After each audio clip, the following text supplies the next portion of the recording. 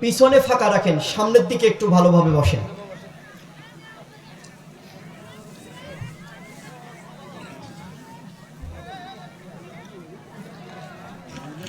একটু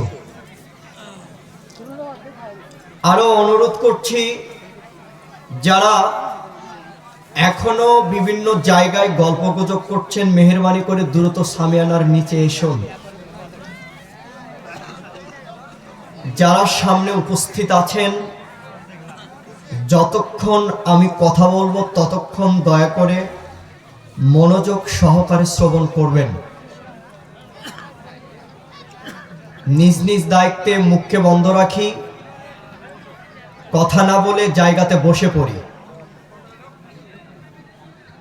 যারা এখন সামনে উপস্থিত রয়েছেন, যারা বক্তব্য শুনতে ইচ্ছুক তারা থাকবেন। যাদের ইচ্ছা নেই দয়া করে মেহেরবানি করে এখন এখান থেকে উঠে যান।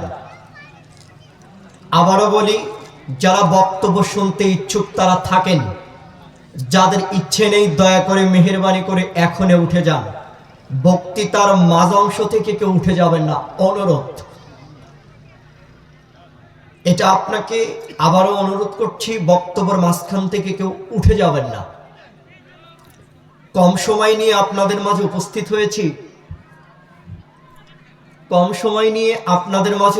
হয়েছি, দীর্ঘায়িত আলোচনা করব না, একটু ধৈর্য ধরবেন। ইনশাআল্লাহ আপনার কিছু না কিছু উপকার হবেই হবে ইনশাআল্লাহ। আয়েশা রাদিয়াল্লাহু তাআলা আনহা বলেন, আরাফা গদাব রাসূলুল্লাহ সাল্লাল্লাহু আলাইহি ওয়াসাল্লাম অরিদাহু। আমি আল্লাহর নবীর নিকটে যখন আমি যেতাম, লক্ষ্য করতাম, দেখতাম, এইটা বোঝার চেষ্টা করতাম যে আল্লাহর নবী তিনি রাগান্বিত আছেন না খুশি আছেন। আমি এইটা লক্ষ্য করতাম, দেখতাম। আমি যখন বুঝতে পারতাম, আর হৃদয় আমি তখন তাকে বুঝতে পারতাম তিনি আনন্দিত, খুশি। যখন আমি এটা উপলব্ধি করতাম তখন আমি এটা বুঝতে পারতাম যে তিনি অনেক আনন্দিত, খুশি। তখন আমি আল্লাহর নবীর নিকট কোনো কিছু চাইতাম, কোনো কিছু বলতাম। এটা হচ্ছেন আয়েশা রাদিয়াল্লাহু তাআলা আনহার গতি। ভাই, মাইকটা এমন কিছু করেন, গলা এখানে তো 1 মিনিট কথা বলছি, মুখ শুকে যাচ্ছে, কিছু বুঝতে পারতেছি না। আরো পিছাবো না আগাবো? আরো আগে নেব? তখন তো বক্সের কারণে কানে কিছু আমি বুঝতে পারি না। একটু পানির ব্যবস্থা করেন তো ভাই। আমি কয়েকটি হাদিস অনুবাদ করব আপনাদের সামনে। কয়েকটি হাদিস। গরম পানি না, ঠান্ডা পানি, গলা শুকে যাচ্ছে তো। একটু মা বোনদের দৃষ্টি আকর্ষণ করছে, মা একটু ধৈর্য ধরেন, একটু আমার দিকে লক্ষ্য করেন। এই ছেলে, ওখানে এখনো গল্প করছো নাকি? বোকা ছেলে, ওখানে দাঁড়িয়ে আছো কেন এখনো ওভাবে? তুমি প্যান্ডেলের বাইরে ওভাবে এখনো গল্পগুজব করছো? আর আসার সময় তো দেখলাম তোমার বোন ঢং ঢং করে এখানে হেঁটে যাচ্ছে, ওখানে দোকানে দেখলাম ওখানে ঝালমুড়ি খাচ্ছে। বলেন, বলেন আর ভাব নেই, বলেন আর ভাই নেই, বলেন আর লজ্জা আছে, বলেন আর ইতস্তবোধ আছে, বলেন আর বোধগম্য আছে। ওই বেশ্যালয়ের মেয়ের কারণে, ওই পতিতালয়ের মেয়ের কারণে আজকে যুব সমাজ ধ্বংস হয়েছে। ওর বাপ কি মরে গেছে? ওর বাপ কি হিন্দু? আর মা কি হিন্দু? ও যদি হিন্দুর মেয়ে হতো আজকে ওখানে বাজারে আর একজন ছেলের সাথে ধাক্কা খেত। ও তো হিন্দুর মেয়ে না, ও তো মুসলমানের মেয়ে। ও মুসলমানের মেয়ে না? মনে কিছু করলেন? ধৈর্য ধরতে বলেছি, কিন্তু বক্তব্য এখনো শুরু করিনি। কয়েকটা হাদিস অনুবাদ করছি, গুরুত্বপূর্ণ কথা, সারা জীবন মনে রাখবেন। তো আয়েশা রাদিয়াল্লাহু তাআলা আনহা আল্লাহর নবীর রাগ, খুশি এইটা উপলব্ধি করে, এইটা বুঝে তিনি আল্লাহর নবীর নিকট কোনো কিছু চাইতেন, কোনো কিছু বলতেন। এই হাদিস থেকে শিক্ষা, এই হাদিস থেকে শিক্ষা মা বোনদের জন্য আয়েশা রাদিয়াল্লাহু তাআলা আনহা থেকে, যে স্বামী যদি রাগান্বিত থাকে তাহলে স্বামীর মুখের উপর দিয়ে কোনো কথা বলা যাবে না। বুঝতে পেরেছেন? স্বামী যদি রাগান্বিত থাকে তাহলে স্ত্রী স্বামীর মুখের উপর দিয়ে কোনো কথা বলার আওয়াজ উঁচু করে বলতে পারবে না। আরে আমি তো একথা বলেছি, স্বামী প্রতিদিন রাজমিস্ত্রি কাজে যায়, 2 দিন স্বামী রাজমিস্ত্রি কাজে যেতে পারেনি, খুব টেনশন, খুব চিন্তা। আহারে কালকে যদি আমি কাজ করতে না যেতে পারি তাহলে বাড়ি তো আমার চাল নেই, তাহলে এইটা আমি কিভাবে কি সংগ্রহ করব, টাকা পয়সাও নেই। তাই তো স্বামী রাত্রেবেলায় কোনো মতো ঘুমিয়েছে, ঘুমও ঠিক মতো হয় নাই। সকালবেলা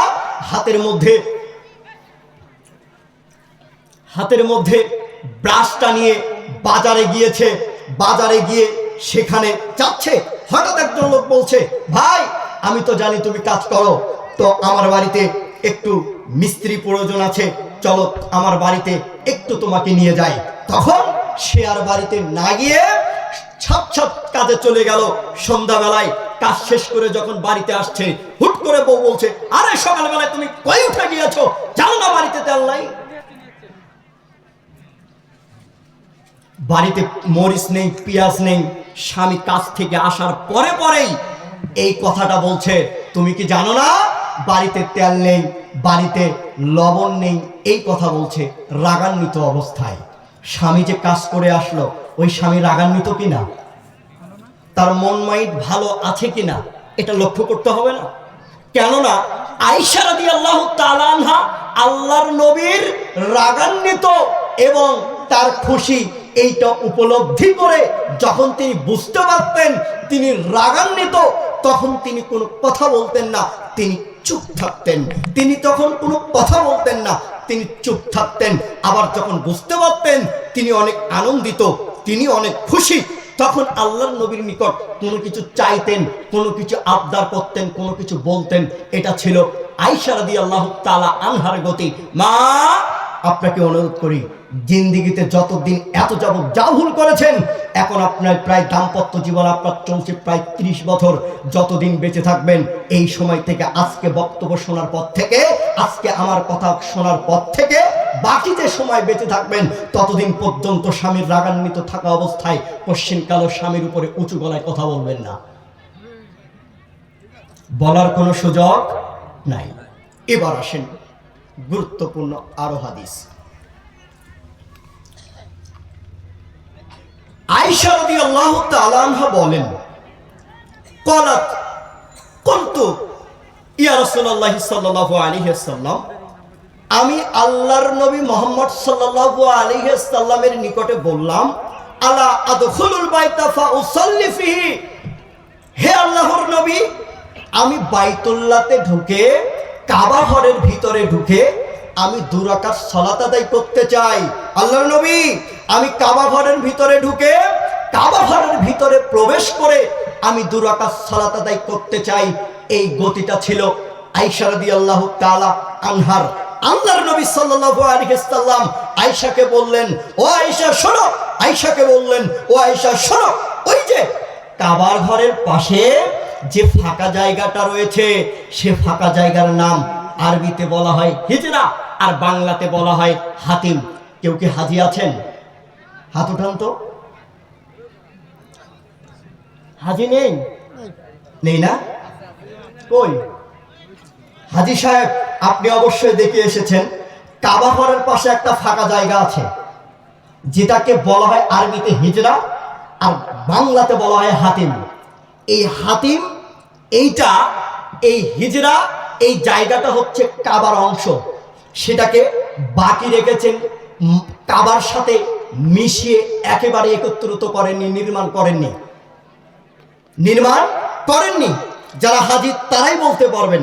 তো আল্লাহর নবী বললেন, আয়েশা শোনো, তুমি যে বললে কাবা ঘরের ভিতরে ঢুকে তুমি 2 রাকাত সালাত আদায় করবে, তোমাকে অনুমতি দিলাম, যাও তুমি হাতিমের পাশে ঢুকে হাতিমের মধ্যে প্রবেশ করে তুমি 2 রাকাত সালাত আদায় করো। কেন? ফা ইন্নাহু মিনাল বাইতি, কেননা ওই হাতিম জায়গাটা, ও ফাঁকা জায়গাটা, ওইটা হচ্ছে কাবার অংশ। কেননা ওই হাতিম জায়গাটা, ওই কাবা ঘরের পাশে ফাঁকা জায়গাটা, ওটা হচ্ছে কাবার অংশ, ওইটা হচ্ছে বাইতুল্লাহর অংশ। তুমি ওখানে ঢুকে সালাত আদায় করো। এখানে এই হাদিস থেকে দুইটা শিক্ষা। কথা বলেন, কয়টা শিক্ষা? দুইটা।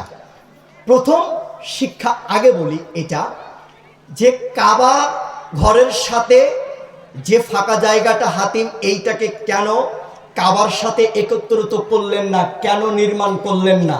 প্রশ্ন থাকতে পারে কি পারে না? অবশ্যই থাকতে পারে। প্রশ্ন উত্তর, হযরত ইব্রাহিম আলাইহিস সালাতু ওয়াস সালাম এবং ইসমাইল আলাইহিস সালাতু ওয়াস সালাম ওই হাতিম অংশটাকে সহ নির্মাণ করতে চেয়েছিলেন, নির্মাণ কাবা ঘরের সাথেই লাগিয়েছিলেন। যখন মুহাম্মদ সাল্লাল্লাহু আলাইহি সাল্লামের নবুয়তের সেই সময় যখন এসেছিল, ওই সময়তে কুরাইশগণ তারা সেইটাকে একত্রিত করতে চেয়েছিল, কিন্তু তারা করেনি। এজন্য কারণ ওই সময় হালাল টাকা ছিল না। তাই কি টাকা ছিল না? হালাল টাকা ছিল না। বিধায় কাবা ঘরের পাশে হাতিম জায়গাটা, ওইটা কাবার সাথে নির্মাণ করেনি, ফাঁকা এখন পর্যন্ত রেখেছে। কিয়ামত পর্যন্ত ওটা ফাঁকাই থাকবে। ওইটা ওভাবে আর কেউ মিলাতে পারবে না। বুঝতে পেরেছেন? আমার ভাষা বোঝা যায়? একটু ধৈর্য ধরেন। এবার আসেন হাদিস থেকে শিক্ষা দুইটা। প্রথম শিক্ষা হলো, হালাল টাকা দিয়ে মসজিদ নির্মাণ করতে হবে। কি টাকা দিয়ে? হালাল। মসজিদে যারা থাকবে, মসজিদের যারা কমিটিবিদু থাকবে, তাদেরকে হালাল পয়সার উপার্জনী ব্যক্তি হতে হবে। বোকা ছেলে, তোমার বাপ মেম্বার, তোমার বাপকে মসজিদের সভাপতি বানিয়েছে এই এলাকার লোক। আমি বলেছি এই এলাকার লোকের বুদ্ধির অভাব, বিদ্যার অভাব, মূর্খ মানুষ, তাই বোঝে না, তাই ওই মেম্বারকে মসজিদের সভাপতি রেখেছে। আরে মসজিদের সভাপতি ওই মেম্বার হয়েছে জানেন? ওই মসজিদের যে মেম্বার সভাপতি হয়েছে, ও মেম্বার হচ্ছে চোর, ওই মেম্বার হচ্ছে চোর, ওই মেম্বার হচ্ছে চোর, ওই মেম্বার হচ্ছে চোর। কেন? ওই গরিবদের দুস্থ মাথার কাট মেরে খায়, ওই গরিবদের হক নষ্ট করে, ও টাকা ছাড়া কোনো কাজেই করে না, মানে হারাম উপার্জন করে। ওই হারামখোর কিভাবে মসজিদের সভাপতি হতে পারে? ও সভাপতি হতে পারে না, ওই সভাপতির যোগ্য নয়। আরে ও নাকি গাইবান্ধা কোর্টের উকিল, ও হারামখোর। আমি বলেছি তদন্তের দাবি, আমি বলিনি ইনি হারামখোর। আমি কিন্তু বলিনি যে আপনার গ্রামের মেম্বার। আমি বলেছি এই দেশের শতকরা যত মেম্বার আছে, এই ভোটের পদ্ধতিতে এসে, এই গণতন্ত্রে মানুষের ভোটের মধ্যে এসে, এরা সকলেই হারামের সাথে জড়িত। কোন মায়ের বেটা আছে যে মায়ের বেটা বলতে পারবে মুখের উপরে এ কথা বলে যে আরে হুজুর চল চল চল চল চল চল চল চল চল চল চলেন? আমি 30 বছর ধরে মেম্বারি করি, একদিনও আজও আমি হারামের সাথে জড়িত হইনি। ও বলতে পারবে না। যদি বলতে পারে, এখান থেকে কান ধরে উঠবস করে চলে যাব, জিন্দিগিতে জাতির সামনে কথা বলবো না। তো ও কেন মসজিদের সভাপতি হলো?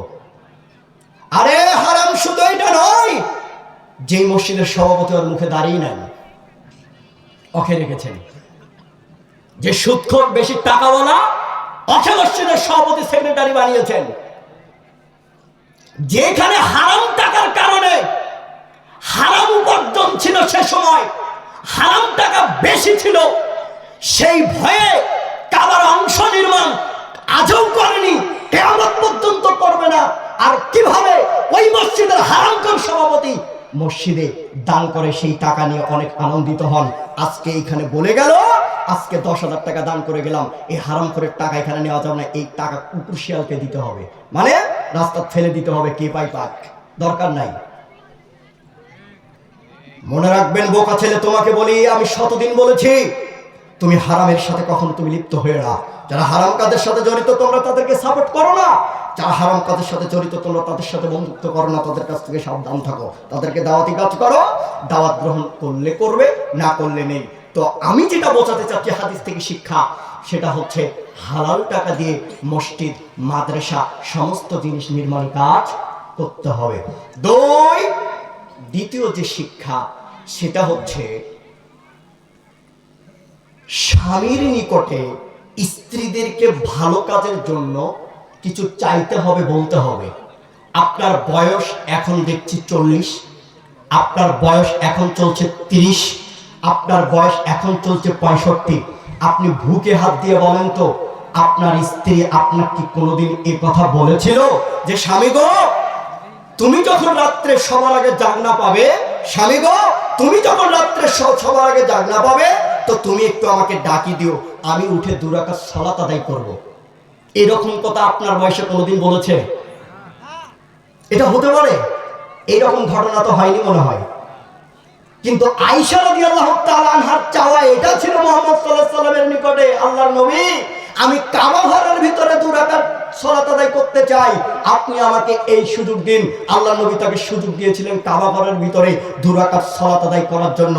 তার মানে বোঝাতে চাচ্ছি আয়েশা রাদিয়াল্লাহু তাআলা আনহার চাওয়াটা ছিল ভালো, 2 রাকাত সালাত আদায় করবেন, আর আপনার স্ত্রী আপনার নিকটে চাওয়া কিভাবে সাহেবের নতুন 3 পিস পাওয়া যায় শুধু এটাই চাই।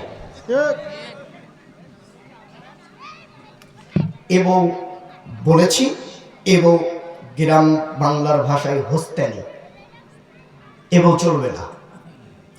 এই বইয়ের গর্ভে যদি কোনো সন্তান আসে ও সন্তান ভালো হবে না, আমি সেই আলোচনা করব, ওদিকে যাব। তো 2টা শিক্ষা, একটা হচ্ছে অনুরোধ মা বোনদের নিকট, স্বামীর নিকটে কোনো কিছু ভালো কাজের আবদার করেন। কি ভালো কাজের আবদার করবেন মা? দেখেন তো এই যে আজকে পুটিমারি এলাকাবাসী যে মাহফিল উদ্যোগ নিয়েছেন, যে উদ্দেশ্যে করছেন, আজকে যে তারা সবাই কত কত কত শত টাকা তারা আজকে খরচ করেছে, বলতে হতো আরে শোনেন স্বামী গো আজকে তো হুজুর বক্তব্য দিবে দান খয়রাতের, আজকে তো হুজুর বক্তব্য দিবে দান খয়রাতের, তো আমাকে 50টা টাকা দাও না, আমি একটু যখন হুজুর বলবে দানের কথা তো আমি 50টা টাকা দান করব। আমার মনে হয় না আপনার বউ এই কথা বলে এখানে টাকা নিয়ে এসেছে, আমার বিশ্বাস ও বাদাম বুক খাওয়ার জন্য টাকা এনেছে। তার মানে আয়েশা রাদিয়াল্লাহু তাআলা আনহার যে চাওয়াটা ছিল, আয়েশা রাদিয়াল্লাহু তাআলা আনহার যে চাওয়াটা ছিল, সেই চাওয়াটা হচ্ছে এমন যা ভালো কাজের। আমরা লক্ষ্য করি মা বোনদের নিকট আপনাকে বলছি, স্বামীর নিকটে ভালো কাজ কিছু করতে চান, স্বামীর নিকট থেকে টাকা পয়সা নিয়ে দান খয়রাত করেন, আরে স্বামীর পকেট থেকে চুরি করে প্রয়োজনে দান খয়রাত করেন, তাও ভালো, ওইটা নেকি হবে, আপনারও নেকি হবে, আপনার স্বামীরও নেকি হবে। আল্লাহ আমাদের তৌফিক দিক, সকলে বলি আল্লাহুম্মা আমিন। তো এখন যে মূল বিষয় সেটা দেখেন, আপনার স্ত্রীর কথা বলি। বহু মহিলা আছে যারা স্বামীর নামে গিয়ে রিপোর্ট করে, চেয়ারম্যান মেম্বারকে গিয়ে বলে যে আপনি নাকি গাঁজামদ হিরোইন ফেন্সিটেল বাবা খান, আপনি নাকি তার উপরে নেশা করে এসে তার উপরে মারধর করেন। তার মানে আপনার স্ত্রী বোঝাচ্ছে আপনি খারাপ, আজকে আমি প্রমাণ করব আপনি খারাপ না আপনার স্ত্রী খারাপ। একটু ধৈর্য ধরেন, একটু হাদিসটা শোনেন। রাসূল সাল্লাল্লাহু আলাইহি ওয়াসাল্লাম বলেন, সারা পৃথিবী নারীদের জন্য আমি 4 জন মহিলার দৃষ্টান্ত বর্ণনা করছি। এই 4 জন মহিলার জীবনী বৃত্তান্ত জানলে, জীবনী বৃত্তান্ত অবগত হলে সারা পৃথিবী নারীদের জন্য যথেষ্ট হবে, আর কারো জীবনীর প্রয়োজন হবে না। বেগম রোকেয়ার জীবনীর প্রয়োজন নেই, নস্টা তাসলিমা নাসরিনের জীবনীর প্রয়োজন নেই, সুফিয়া কামালের জীবনীর প্রয়োজন নেই। উল্লেখযোগ্য 4 জন মহিলার জীবনী বৃত্তান্ত জানলে, 4 জন মহিলার জীবনী বৃত্তান্ত অবগত হলে সারা পৃথিবী নারীদের জন্য যথেষ্ট হবে, আর কারো জীবনের প্রয়োজন হবে না। 1 ঈসার মা মারিয়ম, 2 খুয়াইদের কন্যা খাদিজা, 3 মুহাম্মাদের কন্যা ফাতেমা, 4 ফিরাউনের স্ত্রী আসিয়া। আল্লাহর নবী বলেন এই 4 জন মহিলার জীবনী বৃত্তান্ত জানলে, এই 4 জন মহিলার জীবনী বৃত্তান্ত অবগত হলে সারা পৃথিবী নারীদের জন্য যথেষ্ট হবে, আর কারো জীবনী প্রয়োজন হবে না। তার একজন হচ্ছেন ফিরাউনের স্ত্রী আসিয়া। ফিরাউনের স্ত্রী আসিয়া যখন নিজেকে নিষ্পাপিত্ব নিষ্কুলসতার পরিচয় দিয়েছিল, তখনই ফিরাউন নিজেকে আল্লাহ দাবি করেছিল। সকলে মানলেও তার ঘরের স্ত্রী, সংসার করা বউ তাকে আল্লাহ হিসাবে গ্রহণ করেনি। আসিয়ার অনুসরিতুতিতে তার প্রতি নেমে এসেছিল অমানবিক, অমানসিক, অসহনীয় অত্যাচারের স্টিমরুলার। আসিয়াকে উত্তপ্ত তেলের মধ্যে টকবক করে ফুটে উঠছে তেল। এই তেলের মধ্যে আসিয়াকে দেওয়া হয়েছিল। মৃত্যুর পূর্বে আসিয়া আল্লাহর দরবারে, আল্লাহর নিকটে এই কথা বলেছিল, আল্লাহ তুমি আমার মৃত্যু দিও না ততক্ষণ যতক্ষণ না আমি মৃত্যুর পূর্বে জান্নাতের কোথায় থাকবো, কোন স্থানটাতে থাকবো, এই স্থানটা দেখিয়ে না দেওয়া পর্যন্ত আল্লাহ তুমি আমার মৃত্যু দিও না। আল্লাহর নবী বলছেন ফিরাউনের স্ত্রী আসিয়ার দোয়া আল্লাহ নগদে কবুল করেছেন। মৃত্যুর পূর্বে আসিয়া জান্নাতের কোথায় থাকবে, কোন স্থানটাতে থাকবে, এই স্থানটা দেখে দিয়ে তার রূহটা বের করে নিয়ে যাওয়া হয়েছে। আরো জোরে সরে বলি সুবহানাল্লাহ, আরো জোরে বলি সুবহানাল্লাহ। এখন বলেন, ফেরাউন পুরুষ হিসাবে যত খারাপ ছিল তত খারাপ আপনি? তত খারাপ আপনি? আর আসিয়া নারী হিসাবে যত ভালো ছিল তত ভালো কি আপনার স্ত্রী? না। হায় আল্লাহ, কেন না? আমি কিন্তু বলি নাই বাবা, আপনারা বলেন। 3টা কারণ বলে এই কারণে আপনার স্ত্রী খারাপ। তাড়াতাড়ি বলেন, 3টা কারণ বলেন আপনাদের কাছ থেকে, শ্রোতাদের কাছ থেকে। কি ঝগড়া করে? একটা পেয়েছি। কে বলছে? ঝগড়া করে। আরেকটা কারণ গীবত করে। আরেকটা বলেন বেপরদা। চারটা অলরেডি হয়ে গেছে। আর কিছু বলেন? অযথা মানুষের বাড়িতে যায়। গুড, সুন্দর একটা কথা। আর কিছু বলেন? দোকানদার দেখলে দৌড়ে যা খাড়া হয়। আর কিছু বলেন? হাট বাজারে যায়। বলেন হিংসা করে। আর কিছু? জিদ করে বেশি। আর শেষ, এত রিপোর্ট তাদের নামে। জি, আপনারা যা বললেন তার একটা পাপের কথা আমি আপনাকে বলছি। এই ছেলে শোনো, তোমাকে বলছি, তুমি একটু ধৈর্য ধরো। ওভাবে তুমি, এখনো তোমার আওয়াজ আমার কানে আসছে। যারা কমিটির লোক আছেন, যারা দায়িত্বশীল আছেন, দয়া করে যেই সমস্ত হোস্টা লোকগুলো এখনো রাস্তাঘাটে চলাফেরা করছে তাদেরকে দ্রুত নিয়ে এসে সামিয়ানার নিচে এসে বসাও। এই ছেলে শোনো, আমি বলেছি দোকানে বসে, চায়ের হোটেলে বসে আড্ডা দেয় ইতর শ্রেণীর মানুষ, যারা দোকানে বসে, চায়ের দোকানে বসে, বাজারে আড্ডা দেয় ইতর শ্রেণীর মানুষ, যারা চায়ের দোকানে বসে আড্ডা দেয়, যারা বাজারে গিয়ে আড্ডা দেয়, তারা হচ্ছে ইতর শ্রেণীর মানুষ। কেন? দোকানে বসলে 3টা বিপদ হয়। এক, যে দোকানে বসে থাকেন সেই দোকানে ন্যাংটামেন আছে। আরে দোকানদারি চলে না ন্যাংটামে নাচানো দেখানো ছাড়া। আরে দোকানদারি চলে না ন্যাংটামে নাচানো দেখানো ছাড়া। বোকা, আপনার বাপের বয়স প্রায় 60, পাকা দাড়ি, মুখে বড় বড় দাড়ি, ও চা খায় আর ন্যাংটামে দেখে। এইটা বিপদ। দ্বিতীয় বিপদ, 1জন 4জন 5জন লোক একত্রিত হলে একজনের নামে বদনাম গায়। সেটা কি? আরে আজকে কি জানিস, পুটিমারি গ্রামেতে গিয়েছিলাম। পুটিমারি গ্রামে গিয়ে ওয়াশ যখন শুনে আসলাম, আসার সময়তে দেখি একটা ছেলে মেয়ে, কুদ্দুস মিয়ার ছেলে, মন্টু মিয়ার মেয়ে, তাকে দেখলাম তারা দুইজনকে জোরে ধরে আছে। আরে আমি ভিডিও করে এনেছি। আরে আমি ভিডিও করে এনেছি। এই যে আপনি এই ভিডিওটা সকালবেলা বাজারে গিয়ে দেখালেন, এইটাই হচ্ছে গীবত। এটা একটা বিপদ। গীবতের শাস্তি কি?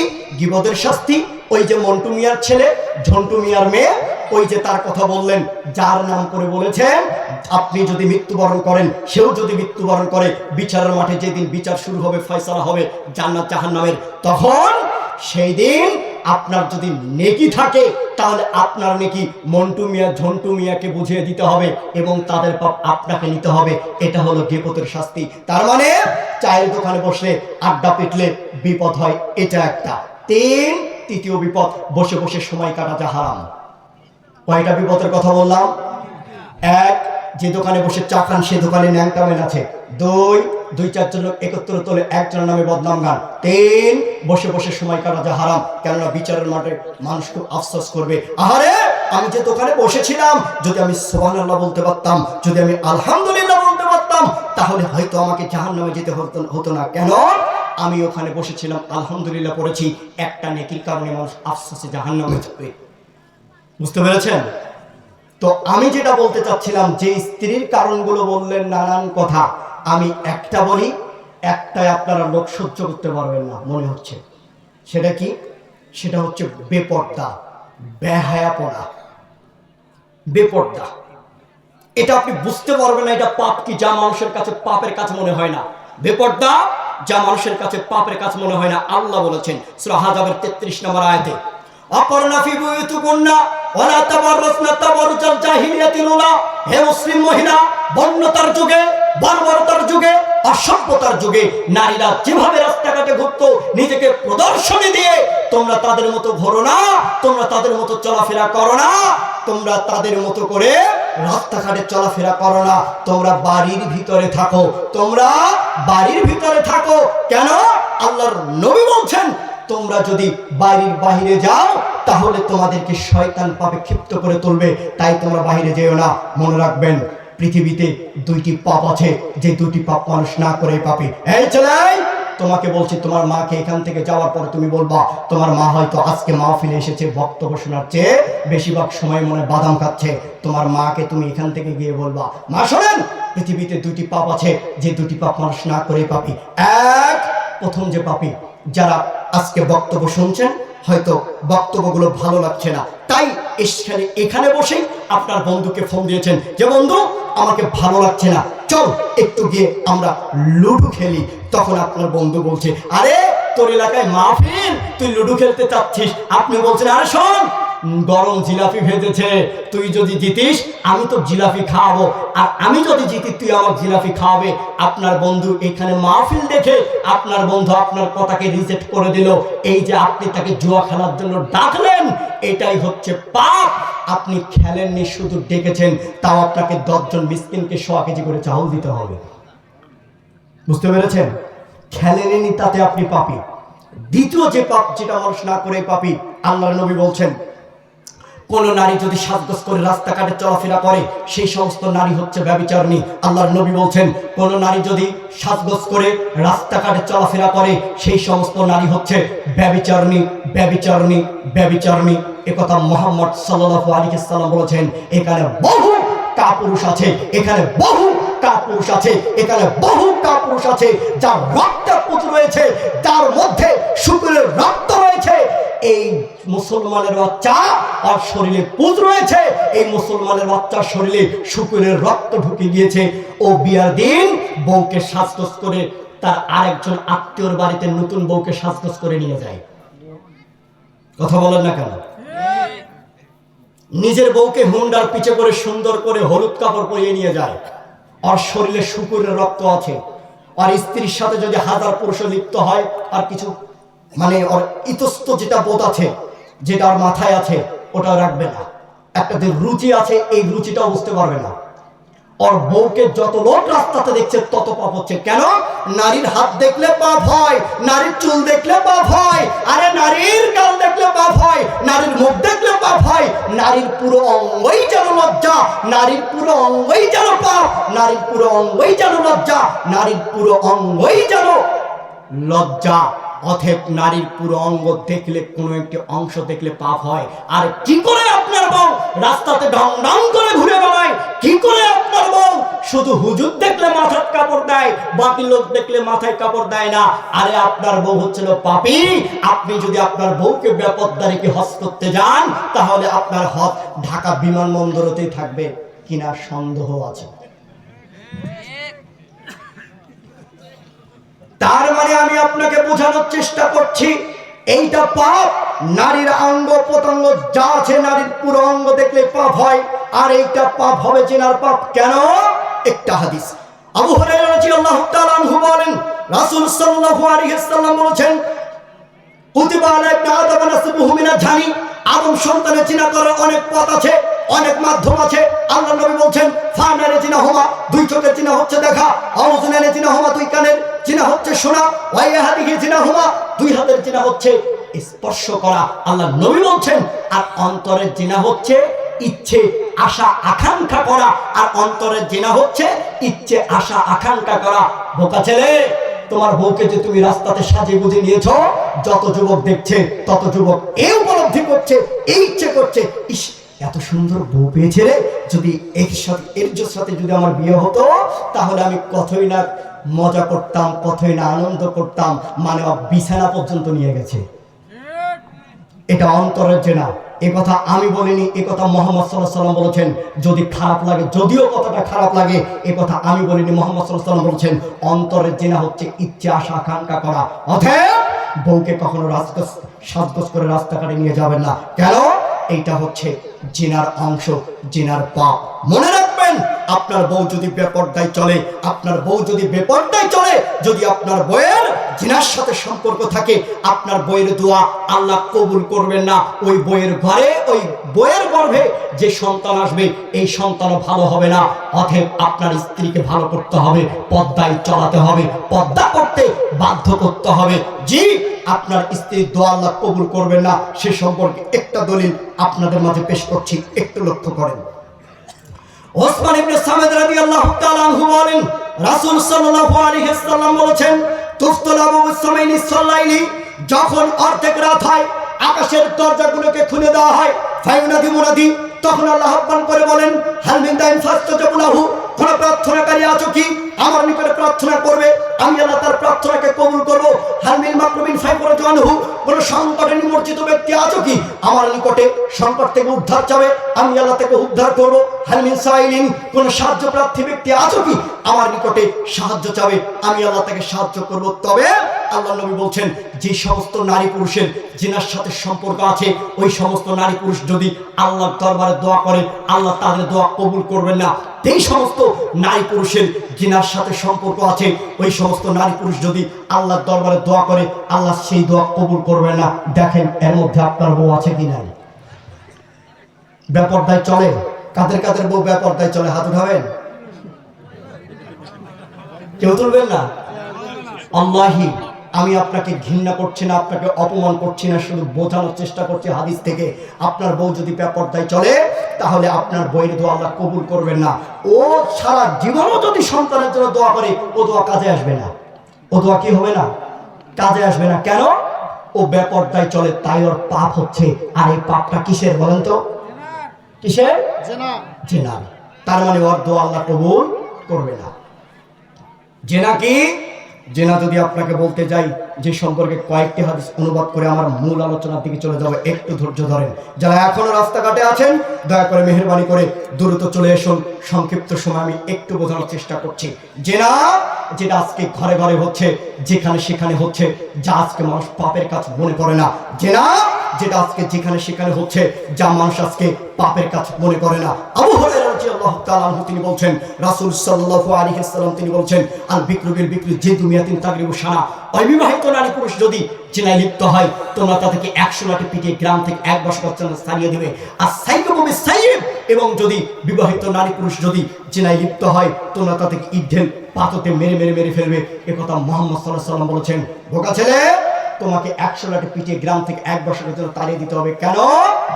কেননা এই যে দেশে যৌতিক শিক্ষাটা রয়েছে, ছেলে মেয়ে একত্রিত, অধিকাংশ ছেলে প্রেমের সাথে জড়িত, অধিকাংশ মেয়ে প্রেমের সাথে জড়িত।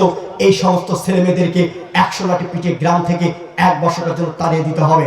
আল্লাহর নবী বলছেন, এবং বিবাহিত নারী পুরুষ যদি জিনায় লিপ্ত হয়, তাদেরকে ইট ঢেলে পাথরে মেরে মেরে মেরে ফেলতে হবে। এদেশের লাখো নারীকে ইট ঢেলে পাথরে মেরে ফেলতে হবে। স্বামী গেছে বিদেশে, বিদেশে স্বামী গিয়েছে, আজকে সে অন্য পুরুষের কাছে গিয়ে নিজের পরনের কাপড় খুলে জিনায় লিপ্ত হয়েছে। এদেশের লাখো নারীকে ইট ঢেলে পাথরে মেরে ফেলতে হবে, যাদের নিজের স্বামী থাকাকালীন অপর পুরুষের সাথে জিনায় লিপ্ত হয়েছে। এদেশের লাখো নারী বেহায়া বেশরমা লজ্জাহীনা নারীকে ইটের পাথরে মেরে ফেলতে হবে, যারা নিজের স্বামী থাকাকালীন নিজের দেবরের সাথে জিনায় লিপ্ত হয়েছে। এদেশের লাখো পুরুষকে ইটের পাথরে মেরে ফেলতে হবে। এদেশের লাখো দুলাভাইদেরকে ইটের পাথরে মেরে ফেলতে হবে, যাদের স্ত্রী থাকাকালীন নিজের ছেলিকার সাথে জিনায় লিপ্ত হয়েছে। এদেরকে ইট-ঢেল পাথর দিয়ে মেরে মেরে মেরে ফেলতে হবে। এদের বেঁচে থাকার কোনো সুযোগ নেই। দেখো জিনা কি? মুহাম্মদ সাল্লাল্লাহু আলাইহি ওয়াসাল্লাম বলেন, আমি রাতে ঘুমিয়েছিলাম, জিবরাইল আমার ডান হাত ধরলেন, মিকাইল আমার বাম হাত ধরলেন, ধরে আমাকে নিয়ে চলে যাচ্ছেন। যেতে যেতে দেখি অনেক মানুষ আসাদ্দু শাইনকে কফন ফুলে ফেফে বিশাল বিশাল আকৃতি ধারণ করে আছে, 50 হাত 100 হাত উঁচু উঁচু হয়ে আছে। দুর্গন্ধে টিকা যায় না, এত গন্ধ। মনে হচ্ছে যেন গ্রামের টয়লেট, গণশৌচাগার, যে গণশৌচাগার পরিষ্কার করা হয় না, গন্ধে টেকা যায় না। সেখানে আমি জিবরাইলকে জিজ্ঞাসা করলাম, মান হাউলাই, এ কি, এরা কারা, ছি ছি ছি, এত কেন গন্ধ? তখন জিবরাইল বলছেন, ওহামুস সুনাত, এরা হলো ব্যভিচারী। তার মানে যে সমস্ত ছেলে মেয়ে, যে সমস্ত নারী পুরুষ জিনায় লিপ্ত হয়েছে, তারা ফুলে ফেঁপে বিশাল বিশাল আকৃতি ধারণ করে আছে। রাসূল সাল্লাল্লাহু আলাইহি ওয়াসাল্লাম বলেন, আমি রাতে ঘুমিয়েছিলাম, জিবরাইল আমার ডান হাত ধরলেন, মিকাইল আমার বাম হাত ধরলেন, ধরে আমাকে নিয়ে চলে যাচ্ছেন। যেতে যেতে দেখি একটা গর্ত, চুলার মতো। কোন চুলা? তন্দুরি চুলা। তন্দুরি চুলা দেখেছেন? কেউ কি তন্দুরি চুলা দেখেছেন? তন্দুরি চুলা, যাতে রুটি বলিয়ে ভিতরে ঢুকে দেওয়া হয়, যখন সেদ্ধ হয়ে যায় বের করা হয়, হয়তো এই রকম চুলা। সেখানে দেখি আগুন ধাঁধা ধাঁধা ধাঁধা ধাঁধা ধাঁধা করে উপরের দিকে চলে যাচ্ছে। এবং আরো লক্ষ্য করলাম, যখন আগুনটা উপরের দিকে চলে যাচ্ছে, সব উপরের দিকে আস্তে আস্তে চলে যাচ্ছে। আবার যখন নিচে নামছে, আস্তে আস্তে করে নিচে নামছে। লক্ষ্য করলাম, দেখলাম নারী এবং পুরুষ উলঙ্গ অবস্থায় সেখানে জমা হয়ে আছে। নারী এবং পুরুষ উলঙ্গ অবস্থায় এইভাবে জমা হয়ে আছে। যখন উপরের দিকে উঠছে, তখন উঠলে মনে হচ্ছে যেন দুইজন দুদিকে চলে যাবে, কিন্তু না। আমি সেখানে জিবরাইলকে জিজ্ঞেস করলাম, মান হাউলাই জিবরাইল, ইলা কারা? জিবরাইল বলছেন, ওহামুস সুনাত, এরা হলো ব্যভিচারী। তাহলে এটা পাপ, বুঝতে পারছেন যে না কত বড় পাপ? বুঝতে পারছেন যে না কত বড় পাপ? আল্লাহ নবী বলছেন, যে সমস্ত নারী জেনায় লিপ্ত হবে, এদের লজ্জা স্থানে গন্ধে জাহান্নামে টিকতে পারবে না। যে সমস্ত নারী জেনায় লিপ্ত হবে, এদের লজ্জা স্থানের গন্ধে জাহান্নামে টিকতে পারবে না। যে সমস্ত নারী জেনায় লিপ্ত হবে, এদের লজ্জা স্থানের গন্ধে জাহান্নামে লিখতে পারবে না। আবু হুরায়রা রাদিয়াল্লাহু তাআলা আনহু বলেন, রাসূল সাল্লাল্লাহু আলাইহি ওয়াসাল্লাম বলেন, আল বিকরু বিল বিকরু জিলদুয়াতুন তাগরিবু সারা। অবিবাহিত নারী পুরুষ জিনায় লিপ্ত হলে তোমরা তাদেরকে 100 লাঠি পিটিয়ে গ্রাম থেকে 1 বর্ষ পর্যন্ত তাড়িয়ে দাও। আর সাইকুবু বিসাইকিব, এবং বিবাহিত নারী পুরুষ জিনায় লিপ্ত হলে তোমরা তাদেরকে ইটের পাথরে মেরে ফেলো।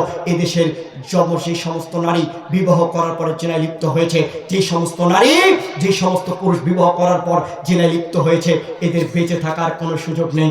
এদেরকে ইটের পাথরে মেরে ফেলতে হবে। জি, একটা হাদিস, জাতু ইমরাতুন গামেদিয়া, একজন গামের সম্প্রদায়, একজন মহিলা এসে বলছেন, তাহিরনি ইয়া রাসূলুল্লাহ, আমাকে পবিত্র করুন। নবীজি বলে, ইরজি, তুমি ফিরে চলে যাও, ফাস্তাগফিরুল্লাহ, আল্লাহর কাছে তওবা করো, ওয়াতুবু ইলাইহি, আল্লাহ তোমার তওবা কবুল করবে।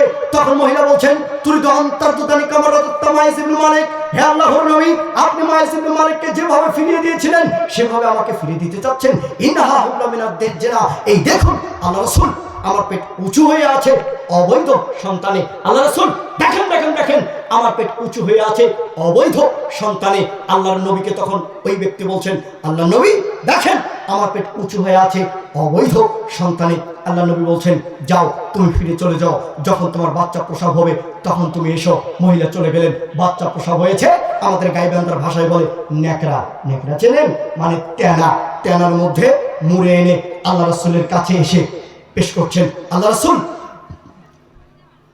দেখেন, আমার বাচ্চা প্রসব হয়েছে, এখন আপনি আমার বিচার করে দিন। আল্লাহ নবী বললেন, যাও, এই বাচ্চাকে তুমি দুধ পান করাও। মহিলা চলে গেলেন, বাচ্চাকে 2 বছর দুধ পান করালেন। ফি হাদিফি খুবজিন, এবং ওই বাচ্চার হাতে একটা মহিলা রুটি ধরিয়ে দিয়েছেন। তার মানে ওই মহিলা বোঝাতে চাচ্ছেন, আল্লাহর নবীকে বোঝাতে চাচ্ছেন, বাচ্চা নিজ হাতে খাবার খেতে পারে। আল্লাহর নবীর কাছে এসে পেশ করছেন, আল্লাহ রাসূল দেখেন, আমার বাচ্চা নিজ হাতে খাবার খেতে পারে, এখন আপনি আমার বিচার করে দিন। আল্লাহর নবী ওই শিশু বাচ্চাটাকে একজন মুসলিম ব্যক্তির কাছে সমর্পণ করলেন। এরপর সাহাবীদেরকে বললেন, সাহাবীরা, ইযহাবু বিহা, যাও, মহিলাকে মাঠে নিয়ে যাও, ওয়ালা সাদরিহা, মুখ পর্যন্ত পুঁতে দাও, ফারজামুহা, তারপর তোমরা তাকে ইটের পাথরে মেরে ফেলো। সাহাবীগণ বলেন, আমরা তাকে মাঠে নিয়ে গেলাম, মাঠে নিয়ে গিয়ে বুক পর্যন্ত পুঁতে দিলাম, চতুর্দিক থেকে পাথর মারতে লাগলাম। খালিদ বিন ওয়ালিদ বলেন, আমি একটা পাথর নিয়ে তার মুখের উপরে মেরে দিলাম, ফাসাব্বাহা, মারার সাথে সাথে রক্ত ছিটে আমার শরীরে আসলো, ছি ছি ছি, একজন জিনাকারী মহিলার রক্ত আমার শরীরে আসলো, ছি ছি ছি, একজন জিনাকারী মহিলার রক্ত আমার শরীরে আসলো, হয়তো এইরকম হবে। তাই আল্লাহ নবী বলছেন, খালিদ শোনো, এই মহিলাকে গালি দিও না, লাকাত্তা তাওবাতান সাহিদু মাফসান গুফিরা লাহু। খালিদ, এই মহিলা এমন তওবা করেছে, পৃথিবীর বড় থেকে বড় পাপী যদি এমন তওবা করে খালিদ, তার পাপ ক্ষমা হয়ে যাবে। খালিদ, তুমি তাকে গালি দিও না। আল্লাহর নবী তার পাপ ক্ষমা হয়েছে বিধায় তার জানাজা করলেন, তার কাফন দাফন করলেন। এই হাদিস প্রমাণ করে বিবাহ করার পরে চেনায় লিপ্ত হলে বেঁচে থাকার কোনো সুযোগ নাই। সম্মানিত উপস্থিতি, আপনারা বিরক্ত হচ্ছেন? দুই হাত উঠান তো একবার, জোরে উচ্চ স্বরে এমন ভাবে তাকবীর দিবেন এই গ্রামে আশপাশে যারা ঘুমিয়ে আছে তারা পর্যন্ত যারা বুঝতে পারে ওখানে মাহফিল হচ্ছে। লিল্লাহি তাকবীর, লিল্লাহি তাকবীর। এখানে কাদের কাদের ছেলে মেয়ে আছে হাত উঠান তো।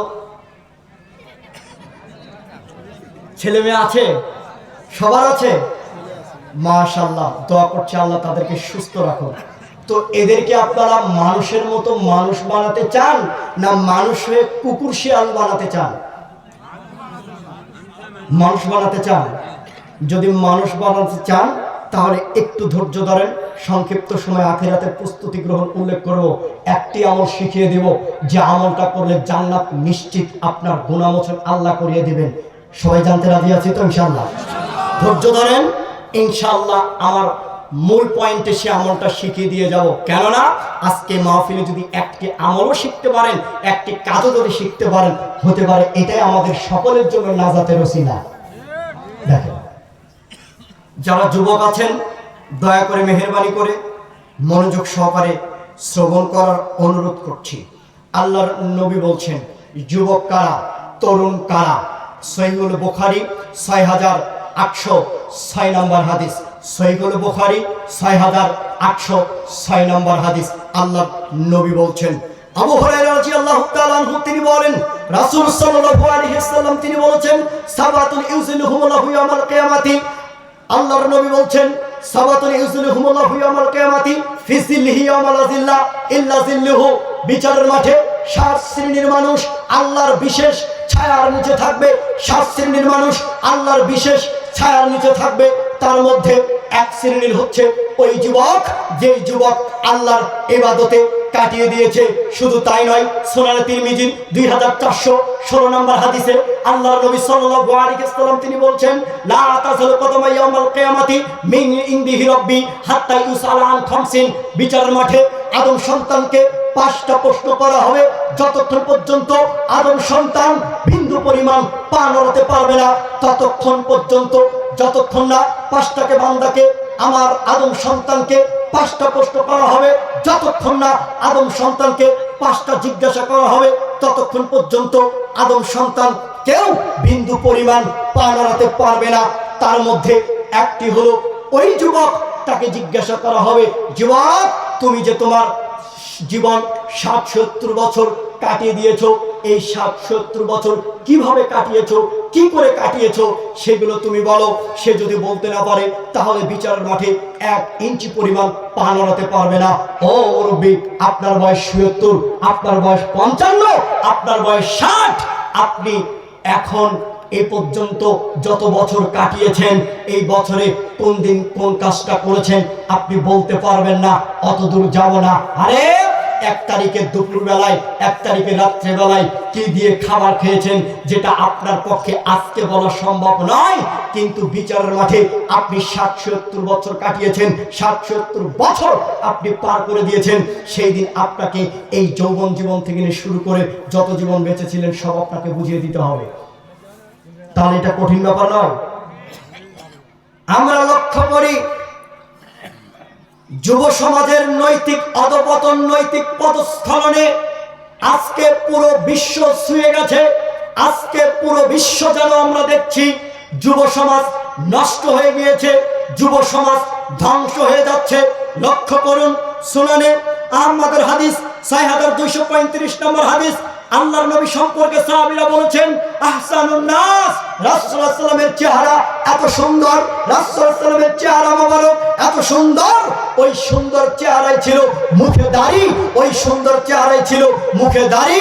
কিন্তু আজকে আমরা মুসলমানের বাচ্চা, দুঃখজনক হলেও সত্য, আমরা এই মুখে দাড়ি রাখতে পারি না। আমরা মুসলমানের বাচ্চা, মুসলমান ঘরে জন্মগ্রহণ করেছি, এই মুসলমানের বাচ্চা আজকে আমরা এই দাড়িকে পছন্দ করি না। মুখে যদি দাড়ি একটু বেশি হয়, আরে আমি বলেছি গ্রাম অঞ্চলের ভাষা, আপনার ওই হোস্তানি মা, আপনার ওই হোস্তানি মা ওই হিন্দুর সাথে মনে হয় মিশে গেছে। ওই হোস্তানি মা নিজেই বলে, আরে তোর দাড়িটা বড় হয়েছে, যা একটু শেভ করে আয়। মুহাম্মদ সাল্লাল্লাহু আলাইহি সাল্লামের মুখে দাড়ি ছিল, তার ওই সুন্দর চেহারায়। আরে দাড়ি রাখলে নাকি খ্যাত খ্যাত লাগে, আরে দাড়ি রাখলে নাকি খ্যাত খ্যাত লাগে। বিবাহর 2 দিন আগে নিজের মায়ে বলে, বাবা যাও দাড়িটা সুন্দর করে সেভ করে আসো। আরে নিজের দাদি বলে, দাও দাড়িটা সেভ করে আসো। নিজের মামি বলে, নিজের চাচি বলে, নিজের বড় আম্মা বলে, আরে নিজের জন্মদাতা বাপ এ নিজেই বলে, যা একটু দাড়িটা সুন্দর করে সেভ করে আয়। পকেট থেকে বের করে 100 টাকা ছেলেকে বের করে দেয়। তার মানে যুব সমাজ ধ্বংস হয়ে যাবে রাসূলুল্লাহ সাল্লাল্লাহু আলাইহি ওয়াসাল্লামের আদর্শ ছাড়া। রাসূলুল্লাহ সাল্লাল্লাহু আলাইহি ওয়াসাল্লামের আদর্শ যদি সেভ করে নিজের মধ্যে না নিতে পারে, তাহলে সে ধ্বংস হয়ে যাবে। আমরা লক্ষ্য করে দেখি আজকে যুব সমাজ আরেকটি কারণে ধ্বংস হয়ে যাচ্ছে, নষ্ট হয়ে যাচ্ছে, সেইটা হচ্ছে অশ্লীলতা, বেহায়াপনা। অশ্লীলতার কথা যদি আমি আপনাকে বলি, মুহাম্মদ সাল্লাল্লাহু আলাইহি ওয়াসাল্লাম একদা রাস্তাতে যাচ্ছেন, ইবনে ওমর রাদিয়াল্লাহু তাআলা আনহু তার সাথে পথ চলতেছিলেন। এমন অবস্থায় আল্লাহর নবী কানের মধ্যে আঙ্গুল ঢুকিয়ে দিলেন। কানের মধ্যে আঙ্গুল প্রবেশ করে থেকেই ইবনে ওমর রাদিয়াল্লাহু তাআলা আনহুকে জিজ্ঞাসা করলেন, ইয়া ওমর, তুমি কি কোনো কিছু শুনতে পাচ্ছ? উত্তরে তিনি বলছেন, না আল্লাহর নবী, আমি কোনো কিছু শুনতে পাচ্ছি না।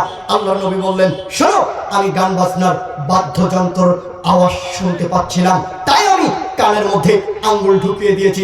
আরে দুঃখজনক হলেও সত্য, আজকে মুসলমানের বাচ্চা, যে মুসলমানের ঘরে জন্মগ্রহণ করার পরে যে কানে আযান দেওয়া হয়েছিল, মুসলমান ঘরে জন্মগ্রহণ করে যে কানে আযান দেওয়া হয়েছিল, 7 দিনের মাথায় সুন্দর করে আকিকা করে তার নাম রাখা হয়েছিল, এই মুসলমানের বাচ্চাই আজকে যখন রাত্রেবেলায় শুতে যায়, ও মুসলমানের বাচ্চা, মুসলমানের রক্ত তার রগে রগে এখনো চলাফেরা করছে।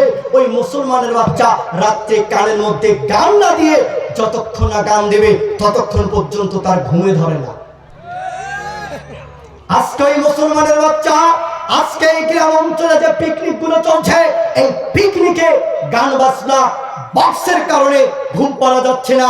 আজকে আপনার ছেলে এই গান বাজনার কারণে, এই অশ্লীলতার কারণে আজকে আপনার ছেলে নষ্ট হয়েছে। যেই ছেলে কানে হেডফোন দিয়ে গান শোনে, ওই ছেলে আপনাকে জুতার বাড়ি মারবে। যেই ছেলের মুখে দাড়ি নাই, আপনি দাড়ি শেভ করতে বলেন, বিদ্ধ হবে, এই ছেলে আপনার জুতার বাড়ি মারবে। যেই ছেলে নাটক সিনেমা দেখে আপনি বাপ কোনো ধমক দিয়ে কথা বলেন না, সেই ছেলে আপনাকে বৃদ্ধাশ্রমে রেখে আসবে। কেন জানেন? ওর মধ্যে মুহাম্মদ সাল্লাল্লাহু আলাইহি ওয়াসাল্লামের আদর্শ নাই। ওর মধ্যে কি নাই? মুহাম্মদ সাল্লাল্লাহু আলাইহি ওয়াসাল্লামের আদর্শ নাই। আপনার ছেলেকে আপনি কিভাবে ফোন কিনে দিয়েছেন, যেই ফোন সর্বক্ষণিক টিকটক, ফেসবুকে রিলস ভিডিও দেখা নিয়ে ব্যস্ত থাকে, বলেন কিভাবে হতে পারে? আজকে যুব সমাজ নষ্ট হচ্ছে এই কারণে, এই অশ্লীলতার কারণে। এই গান বাজনা সম্পর্কে আমি যদি বলি, দেখেন একটু লক্ষ্য করেন, আবু মালিক আশআরী রাদিয়াল্লাহু তাআলা আনহু বলেন, রাসূল সাল্লাল্লাহু আলাইহি ওয়াসাল্লাম বলেছেন, লা ইয়াকুনান্না মিন উম্মতি আকওয়ামুন ইস্তাহিলুনাল হিরা ওয়াল হারিরা ওয়াল খামরা ওয়াল মুআজিফা। অবশ্যই আমার পরে এমন কিছু লোক আসবে যারা জেনা, রেশম, নেশাদার দ্রব্য, গান বাজনা, বাদ্যযন্ত্রকে হালাল মনে করবে।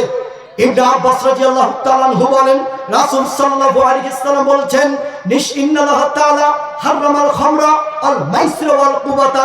নিশ্চয় আল্লাহ হারাম করেছেন নেশাদার দ্রব্য, গান বাজনা, বাদ্যযন্ত্র। আবু উমামা রাদিয়াল্লাহু তাআলা আনহু বলেন, রাসূল সাল্লাল্লাহু আলাইহি ওয়াসাল্লাম বলেছেন, লা তাবিউল কাইনাতি ওয়ালা তাশতারুহুন্না ওয়ালা তুআল্লিমুহুন্না ওয়াসামানুহুন্না হারামুন। তোমরা গায়িকা, নর্তকীদের বিক্রয় করো না, তোমরা তাদেরকে ক্রয় করো না।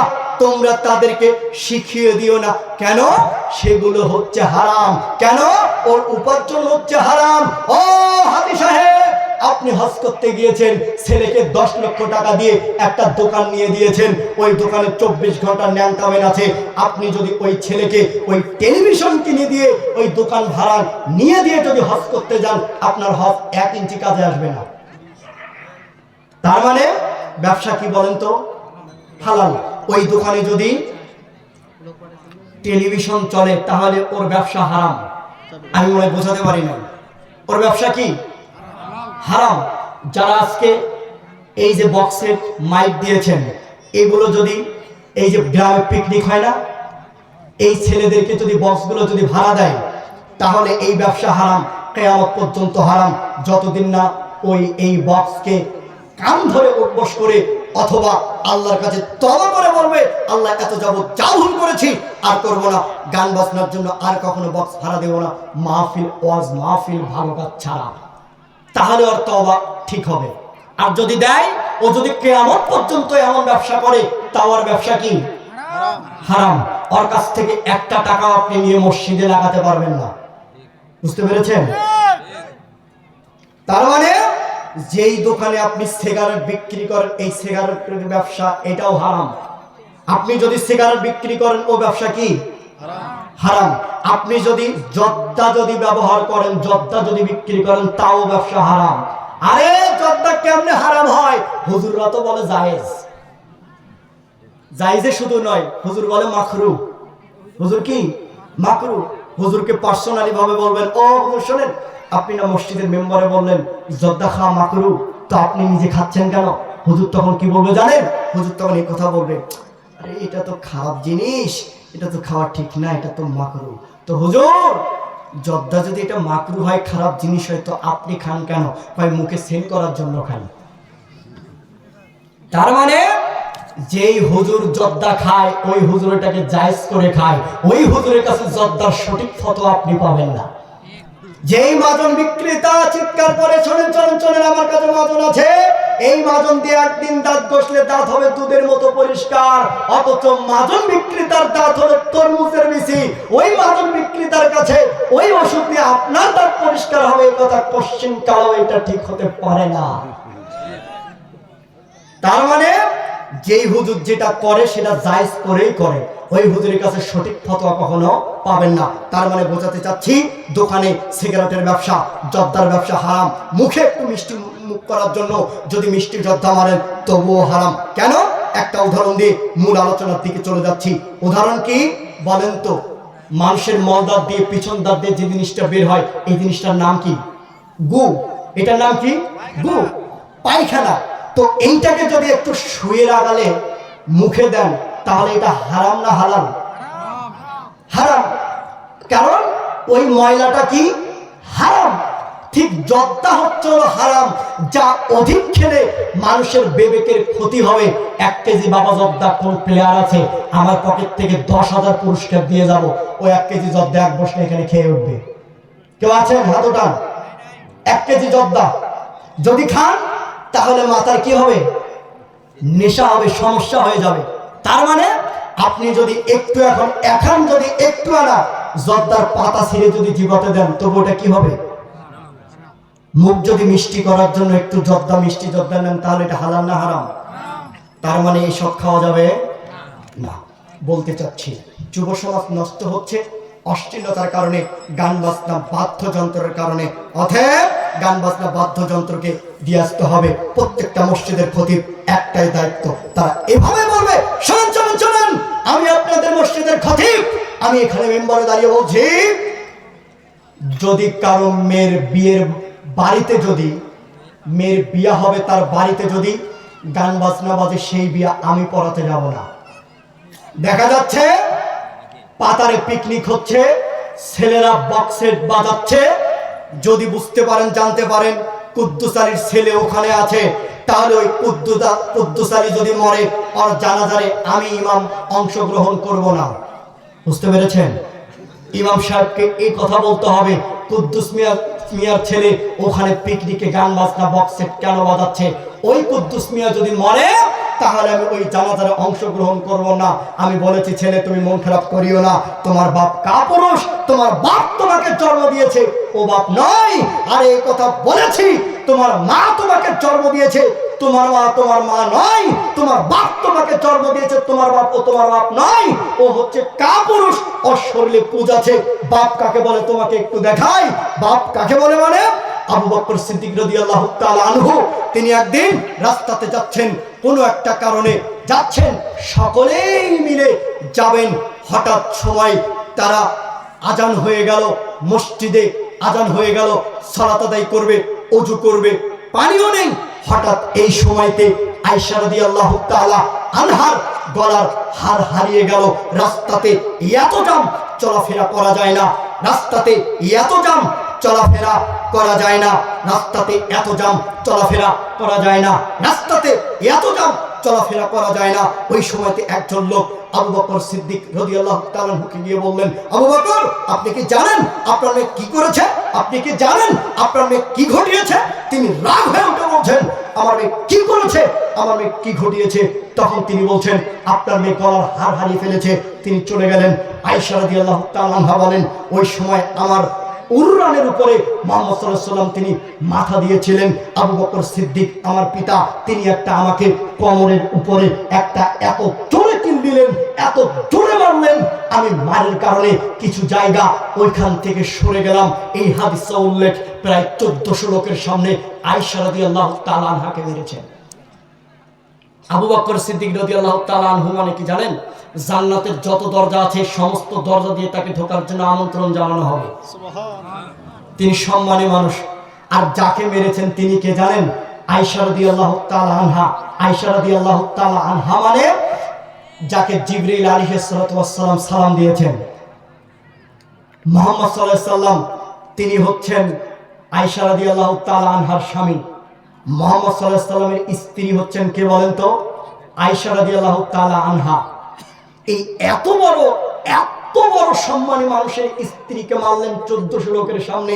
এত বড় সম্মানী লোক হয়ে সম্মানিত মহিলা 1400 লোকের সামনে মারলেন। আর আপনার ছেলেটা আর্মির চাকরি করার জন্য কিন্তু ওই ছেলেটাই কানে হেডফোন দিয়ে গান শোনে, নাচ গানে মত্ত থাকে, বিড়ি সিগারেট খায়। আর আপনার মেয়েটা সারাদিন ঢং ঢং করে ঘুরে বেড়ায়। আপনি বাপ হয়ে একটা কোনো কথা বলতে পারেন না। আপনি আবার বাপ, আপনার মতো কাপুরুষ বাপ, আপনার মতো কাপুরুষ বাপ এই দুনিয়াতে বেঁচে থাকার চেয়ে মরে যাওয়া ভালো। একটা পাগল সন্তান জন্ম দিতে পারে। আরে বগুড়া রেল স্টেশনে যান, একটা পাগলের কথা শুনলাম, ওই পাগলের সন্তান 6 জন। কয়টা? 6টা। তার মানে স্ত্রী মিলন করে স্ত্রীর গর্ভের সন্তান দিয়েই যে আপনি পুরুষ, এ কথা ঠিক নয়। স্ত্রীর গর্ভের সন্তান দিয়েই স্ত্রী মিলন করেই আপনি পুরুষ, এ কথা ঠিক নয়। পুরুষ যদি হতে হয়, বাপ যদি হতে হয়, ছেলের ফোনে যদি গান থাকে, ওই ফোনে আসলে ভেঙে দিয়ে আপনি ওকে প্রয়োজনে পিটিয়ে বাড়িতে রাখবেন। যদি অবাধ্য হয়, প্রয়োজনে তেজ্যপুত্র করে দেবেন। ওর মতো পাপিষ্ট ছেলে আমার দরকার নাই। আর মেয়ে যদি ঢং ঢং করে ঘুরে বেড়ায়, ওর মতো মেয়েরও আপনার দরকার নাই। কেন? ও আপনাকে জাহান্নামী করবে। আমি বিষয় নিয়েছিলাম কি যুব সমাজ ধ্বংসের কারণ, যার 2টি কারণ বলেছি। আমার আলোচনা খুব সংক্ষেপ, আমি কয়েকটি কারণ তুলে ধরেছি। একটি কারণ সেটা হচ্ছে মুহাম্মদ সাল্লাল্লাহু আলাইহি ওয়াসাল্লামের আদর্শ, এটাকে মেনে নিতে হবে। তার আদর্শ কি করতে হবে? মেনে নিতে হবে। তার আদর্শ কি? মুহাম্মদ সাল্লাল্লাহু আলাইহি ওয়াসাল্লাম এইটা ছিল, তার মুখে দাড়ি মুখে রাখতে হবে। মুহাম্মদ সাল্লাল্লাহু আলাইহি ওয়াসাল্লামের আদর্শ কি? এইটা ছিল। মুহাম্মদ সাল্লাল্লাহু আলাইহি ওয়াসাল্লাম টাকনুর উপরে কাপড় পরতেন এবং তিনি সেটা আদেশ করেছেন টাকনুর উপরে পরার জন্য। সেটা কি? তিনি গান বাজনাকে ঘৃণা করতেন। সেই গান বাজনা কখনো শ্রবণ করা যাবে না। এই অশ্লীলতা কারণে আজকে সমাজের যুবকরা নষ্ট হয়ে যাচ্ছে, নাটক সিনেমার কারণে। এখান থেকে সকলকে বের হয়ে আসতে হবে। মা বোনদের ব্যাপারে একটি হাদিস বলে আমার আলোচনা আখিরাতের জন্য প্রস্তুতি, সেখান দিকে চলে যাব ইনশাআল্লাহ। খুব গুরুত্বপূর্ণ হাদিস, মা আপনার জন্য খুব গুরুত্বপূর্ণ হাদিস, খুব মনোযোগ সহকারে শুনেন। ইবনে আব্বাস রাদিয়াল্লাহু তাআলা আনহু বলেন, রাসূল সাল্লাল্লাহু আলাইহি ওয়াসাল্লাম বলেছেন, قال الطلة في الجنة فرأيت أكثر أهلها الفقراء والطلة في النار فرأيت أكثر أهلها الناس। আমি জান্নাত এবং জাহান্নামের প্রতি লক্ষ্য করলাম, দেখলাম জান্নাতের অধিকাংশ অধিবাসীরা হচ্ছে নারী, আর জাহান্নামের প্রতি লক্ষ্য করলাম, দেখলাম জাহান্নামের অধিকাংশ অধিবাসী হচ্ছে নারী।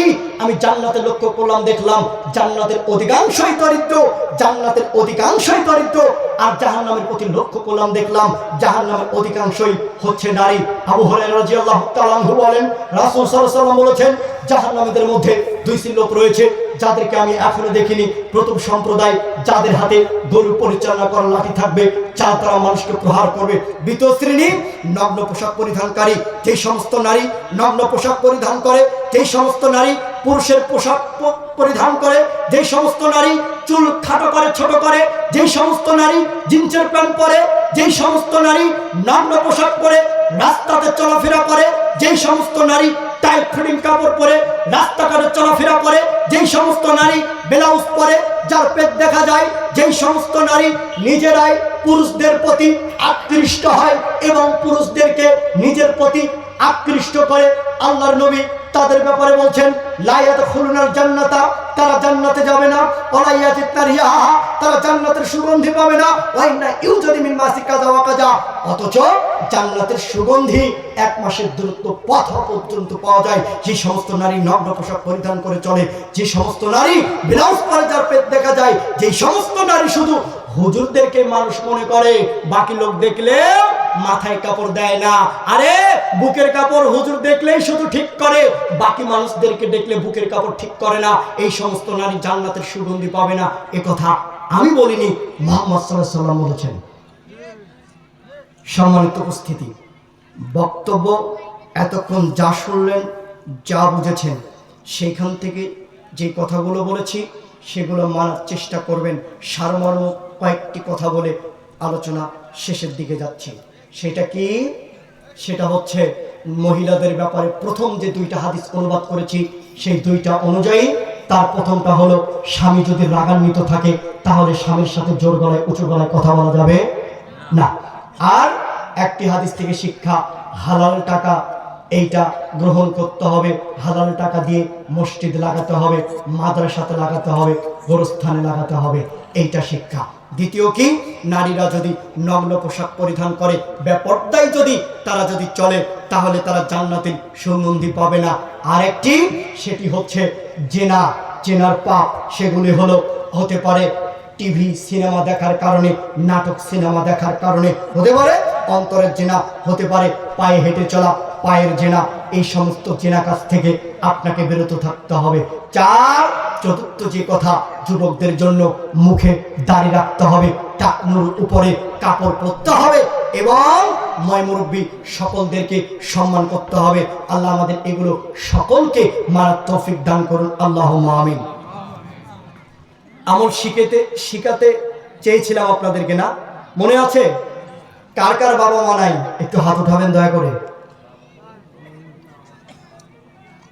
অনেকেরই নাই না? হাত নামান। বাপ মায়ের জন্য কোরআন খতম করে নিয়েছেন তো? নেননি? নিয়েছেন? আলহামদুলিল্লাহ, এটা কিন্তু ভালো কাজ। হুজুর ডাকেননি? কারা কারা হুজুর ডেকে এনে খাওয়াছেন বলেন তো, হাত উঠান তো। বাবা মা মরে যাওয়ার কারণে হুজুরদেরকে, এই পাশে আপনাদের সবার বাপ মা আছে? আছে না? হুজুরদেরকে ডেকে এনে খাওয়াছেন? হাত নামান। হুজুর দোয়া করেছে তো? আলহামদুলিল্লাহ, এটা কিন্তু ভালো কাজ।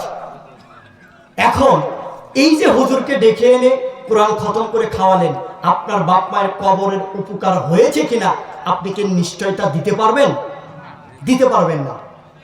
10 জন হাফেজকে নিয়ে এসে বড় হুজুরকে নিয়ে আসলেন, মসজিদের খতিবকে, বড় একটা আলখাল্লা, বড় একটা টুপি, এসে কান্নার ভান করে আপনার বাপ মায়ের জন্য হাত তুলে দোয়া করলো। হুজুর কান্নার ভান করলো, আল্লাহর কসম ওই হুজুরের চোখে পানি নেই, শুধু কান্নার ভান।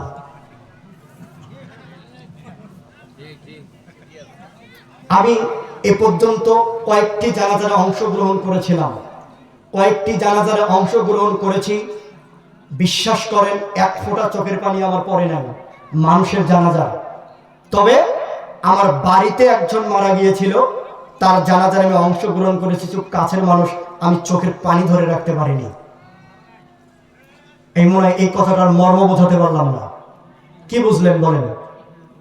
তার মানে আমি হুজুর মানুষের যখন জানাজা করতে যাই তখন সেটা অন্তর থেকে কি কান্না আসে না, যখন নিজের যাই তখন কি আসে? কান্না আসে। তার মানে গভীর মায়া, অন্তর থেকে, অন্তরের স্থল থেকে দোয়া যখন মানুষের যাই কখনো সেটা হয় না। তো হুজুরকে ডেকে এনে কোরআন খতম করে নিলেন কেন? যাতে করে আপনার বাপ মায়ের কবরের শাস্তি বন্ধ হয়।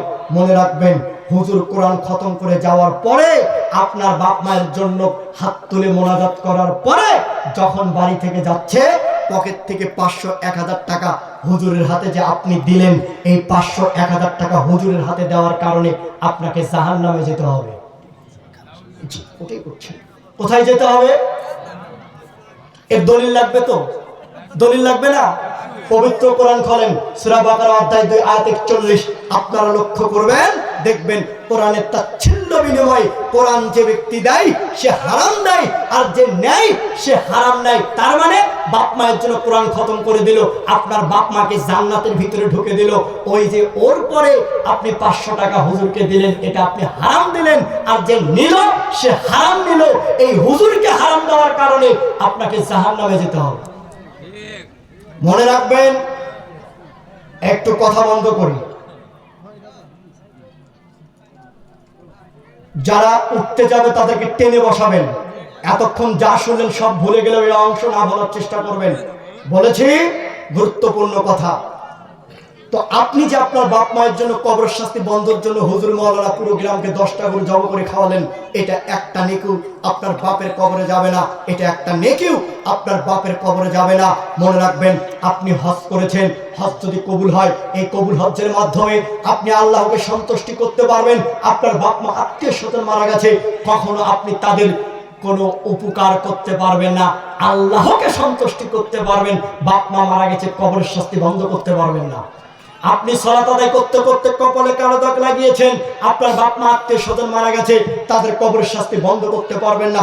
তবে আল্লাহ নবী বলছেন, ইন্না সাদাকাতা সিররি গাদাবা রাব্বি, গোপনে দান আল্লাহ রাগকে মিটিয়ে দেয়। ওয়া ফি রিওয়ায়াতিন ইন্না সাদাকাতা লাফুফু হারুল কুবরি, দান মানুষের কবরের শাস্তিকে বন্ধ করে দেয়। ওই যে আপনি সকালবেলা বাজারে যাচ্ছিলেন, হঠাৎ একটা লোক ফকির এসে বলছে, ভাই আমাকে 5টা টাকা দেন, ভাই 2টা টাকা দেন। তো পকেট থেকে 2টা টাকা বের করে আপনার মায়ের নামে দিলেন। কার নামে দিলেন? আল্লাহ নবী বলছেন, যখনই আপনার মায়ের নামে দিলেন সাথে সাথে আপনার মায়ের কবরের শাস্তি বন্ধ। এত আস্তে সুবহানাল্লাহ বললেন, আরো জোরে পড়ি সুবহানাল্লাহ। মসজিদে দেখছেন একটা বাল্ব নষ্ট হয়েছে, পকেট থেকে 50টা টাকা বের করে ইমাম সাহেবকে বলেন, ইমাম সাহেব এই যে আমি 50টা টাকা দিলাম, বাল্বটা কিনেন, আমার মা মারা গেছে, দোয়া করিয়েন। আল্লাহর নবী বলছেন, যখন আপনার মায়ের নাম করে মসজিদে বাল্বটা কিনে দিয়েছেন, আপনার মায়ের কবরের শাস্তি বন্ধ।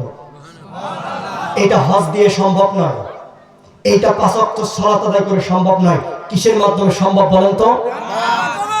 একটা হাদিস বলবো, দলিল তো লাগবে, খুব গুরুত্বপূর্ণ হাদিস। যারা বাংলা হাদিস ব্যবহার করেন, সামনে উপস্থিত যাদের টাচফোন আছে, তিরমিজি ভারতের সাফা মূল ভলিউম এর 2616, আর যেটা ইসলামী ফাউন্ডেশন 2617 নম্বর হাদিস। আপনারা দেখবেন ইমাম তিরমিজি আবু ঈসা তিনি তার সনদে যেভাবে এনেছেন আমি আপনাকে সেভাবে বলছি। ক্বালা হাদাসানা ইবনু আবি ওমর ক্বালা হাদাসানা আব্দুল ইবনে মুআযিজ সানাআনি عن معمر عن نصيب بن ابي النجودي عن ابي وائل عن معاذ بن جبل قال قلت مع النبي صلى الله عليه وسلم في سفر فاصبت يوما قريبا منه ونحن نسير فقلت يا رسول الله صلى الله عليه وسلم। ইমাম তিরমিজি আবু ঈসা তিনি বলেন আমাকে হাদিস বর্ণনা করেছেন, ইবনে ওমর তিনি বলেন আমাকে হাদিস বর্ণনা করেছেন, আব্দুল ইবনে মুআযিজ সানাআনি তিনি মামার থেকে, তিনি আসিফ ইবনে আবি নাজুদ থেকে, তিনি মুআযিজ ইবনে জাবাল থেকে।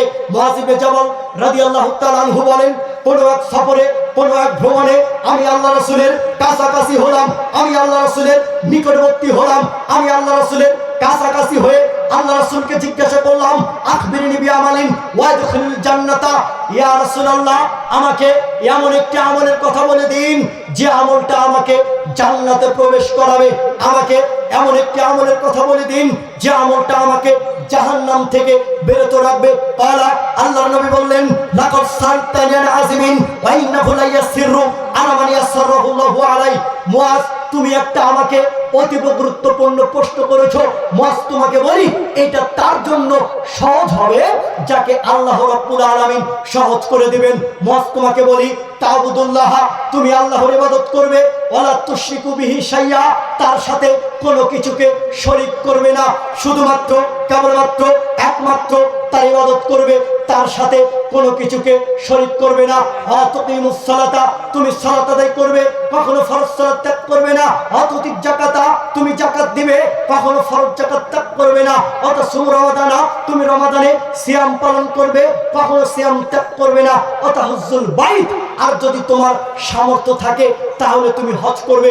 আল্লাহর নবীর প্রশ্নের উত্তর দেওয়া শেষ, কিন্তু তার বক্তব্য এখনো শেষ হয়নি। সুম্মা ক্বালা, আল্লাহর নবী বললেন, আলা আদুল্লুকা আলা আবওয়াবিল খায়র, হে মুআজ, আমি কি তোমাকে বলে দেব না কল্যাণের দরজা কি, যে কল্যাণের দরজাটা দিয়ে তুমি জান্নাতে প্রবেশ করতে পারবে? ক্বালা, আল্লাহর নবী বললেন, আস-সাওমু জান্নাতুন, সিয়াম হচ্ছে ঢাল স্বরূপ, এইটা ঢাল হিসেবে থাকবে, তোমাকে কখনো জাহান্নামের আগুন স্পর্শ করতে পারবে না।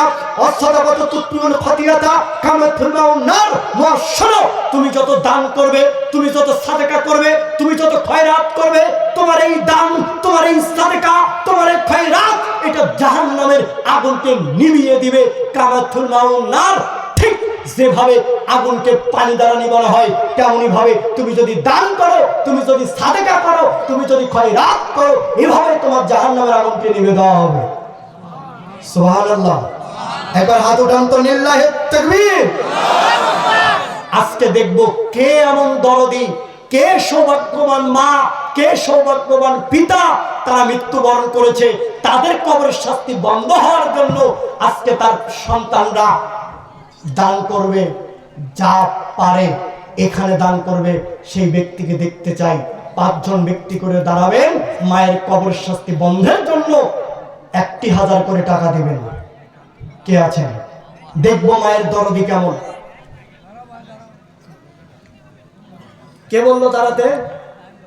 মুরব্বী, আপনি কত দেবেন বলেন? 20 টাকা। আল্লাহু আকবার, আল্লাহ কবুল করুন।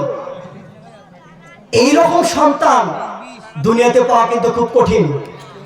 জি, কি নাম ওনার? ভাই লিখে নেন, লিখে নেন। কিসের জন্য দিলেন বলেন না?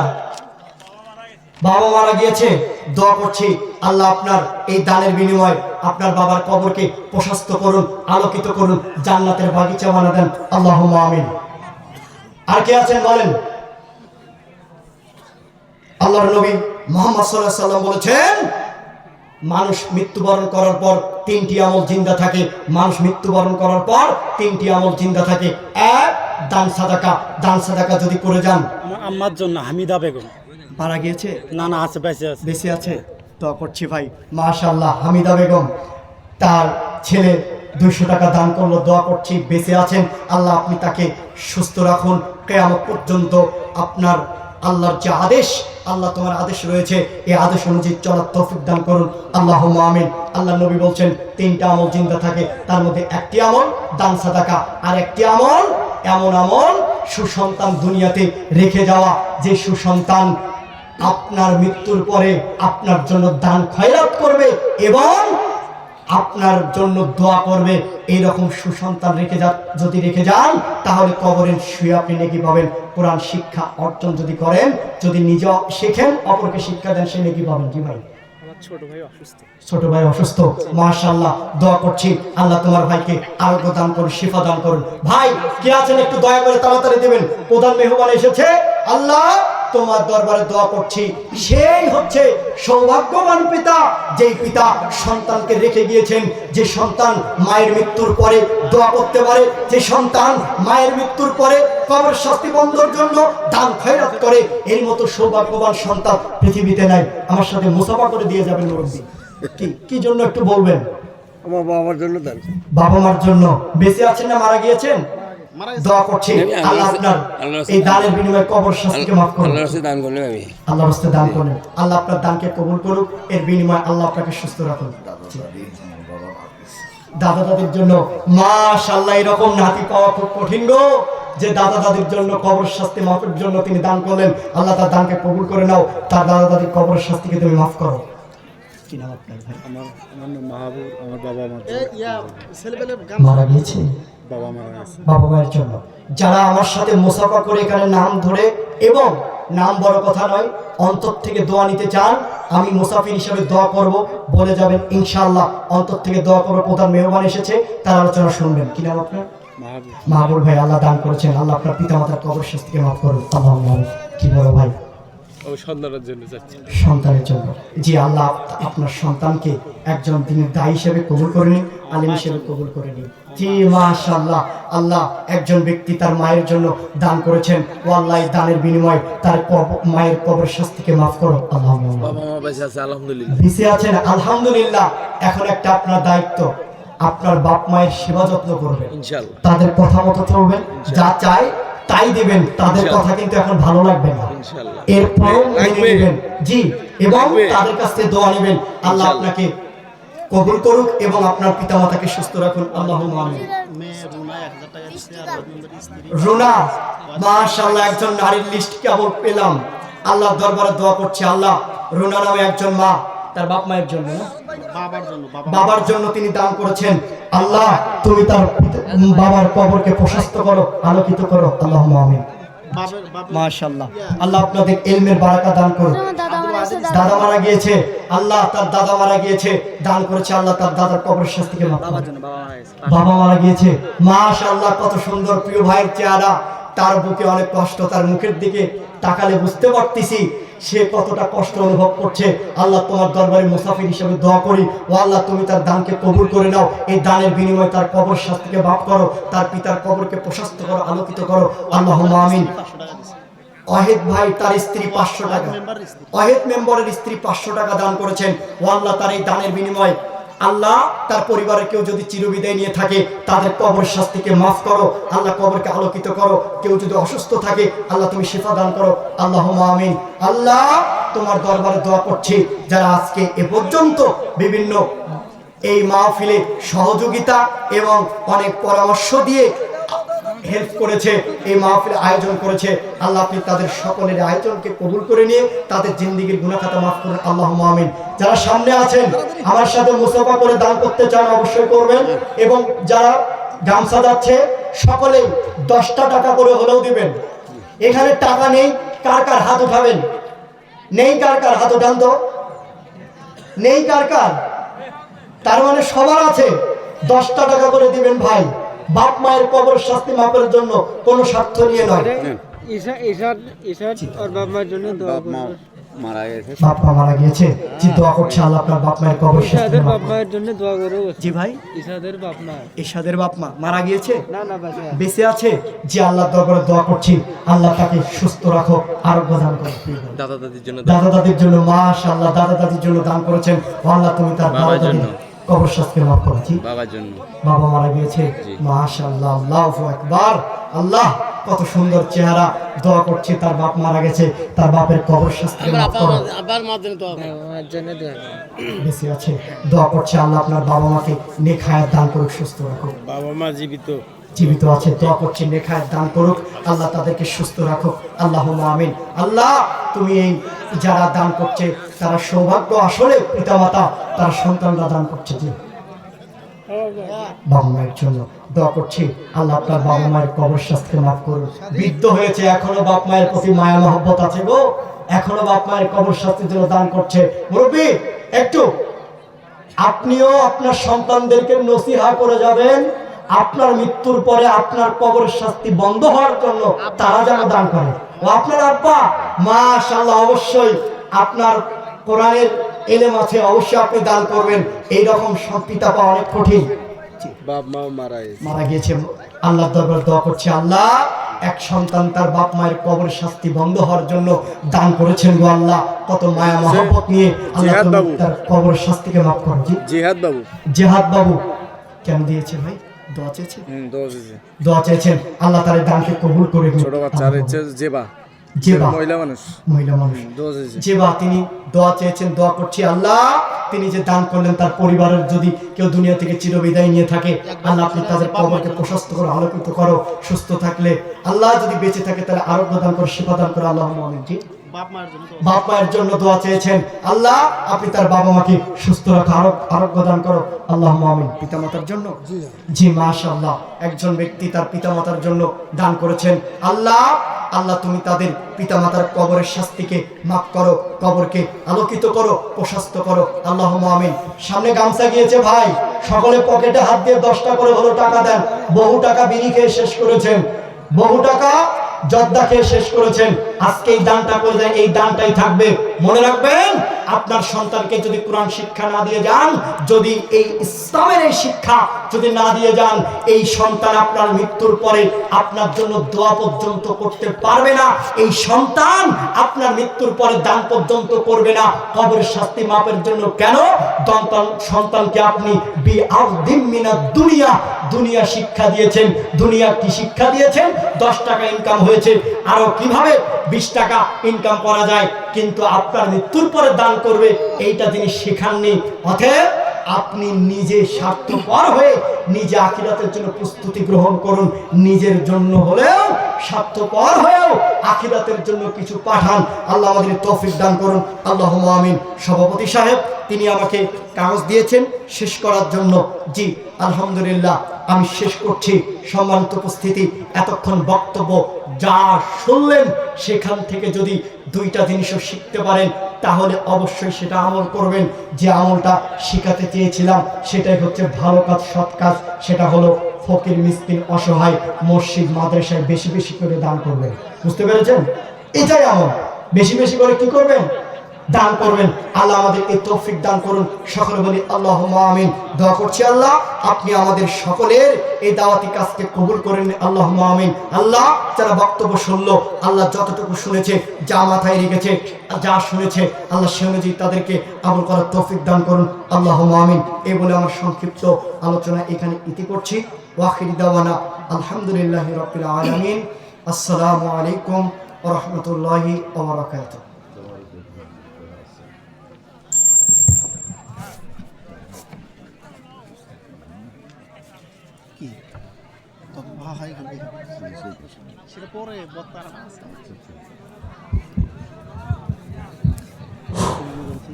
আলহামদুলিল্লাহ আমরা এতক্ষণ যাব কোরআন ও হাদিস থেকে অনেক মূল্যবান ও গুরুত্বপূর্ণ আলোচনা শ্রবণ করলাম। শুধু আলোচনা শুনলেই হবে না, এর উপরে আমরা অবশ্যই আমল করার চেষ্টা করব এবং আমাদের মা বোনদেরকে সেই পথে আমরা পরিচালিত করব। তো আর কথা দীর্ঘায়িত করছি না। এ পর্যায়ে আমাদের মাহফিলের প্রধান আলোচনা রাখবেন শায়েখ ডক্টর আব্দুল ওয়াহাব বিন আব্দুল্লাহ, প্রভাষক, BI বিশ্ববিদ্যালয়, ঢাকা। তাকে